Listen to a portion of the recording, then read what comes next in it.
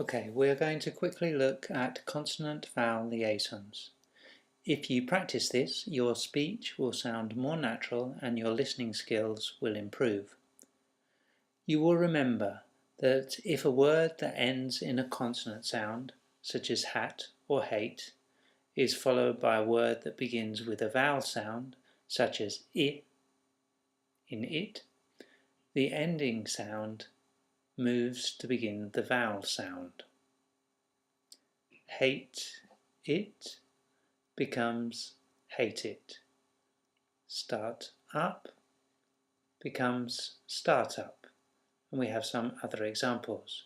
Get up, start at, work in, 5 o'clock, stop around, and digital age. Let's move on to look at how consonant-vowel liaisons sound for regular verbs in the present and past tense. Let's start with live.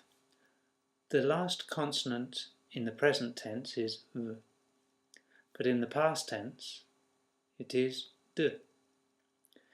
In the present tense, the v begins the next word, live in, and in the past tense, the d begins the word, lived in. In the other examples, the last consonant in the past tense verbs is t, because as you'll remember, the present tense ends in an unvoiced sound. So we have, I work at the office, I worked at the office. They look over my work, they looked over my work, or they looked over my work. We stop at 9, we stopped at 9. Many people only listen for the vowel sounds of the verb and cannot distinguish between past and present, but now you will be able to. Let's look finally at how you use consonant-vowel liaisons in a thought unit. A thought unit is a series of words that go together. Sometimes it may be a sentence, but more usually it is shorter than a sentence. Let's look at the first example.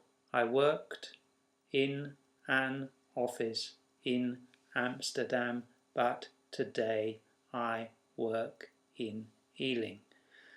It doesn't sound very natural, but if we divide it into thought units, so we've got 3 here, and we also use the consonant-vowel liaisons, you can see that it sounds different.